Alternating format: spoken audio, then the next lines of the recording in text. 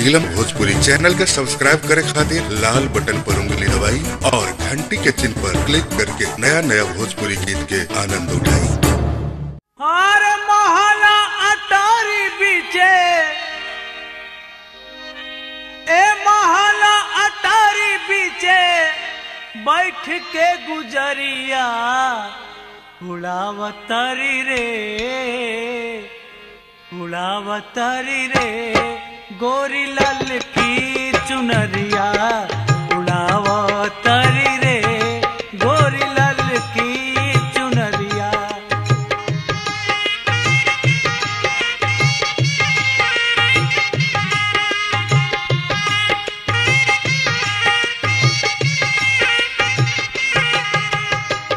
महला अटारी बीचे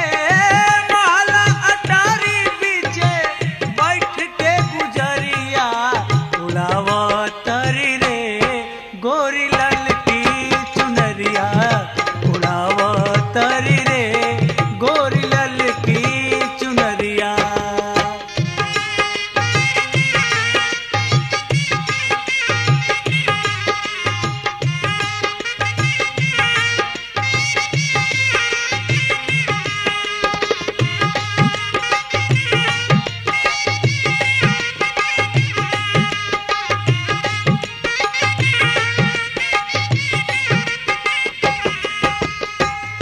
ललकी किरनिया के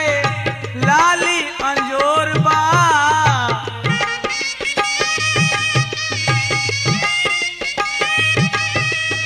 चढ़ल जवनिया बड़ा मदन सजोर बा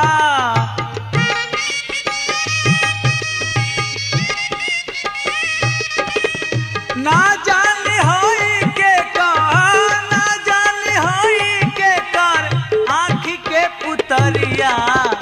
उड़ावतरी रे गोरी लाल की चुनरिया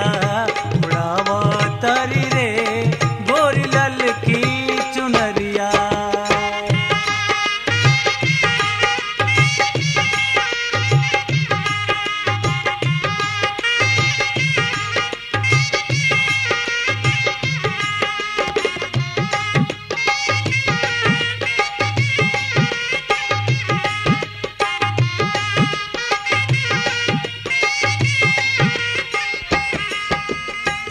सोरा हो सिंगार करके बैठली गुजरिया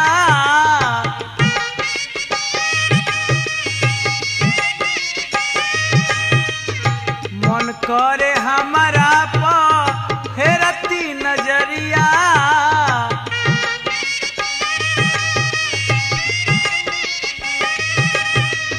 सोरा हो सिंगार करी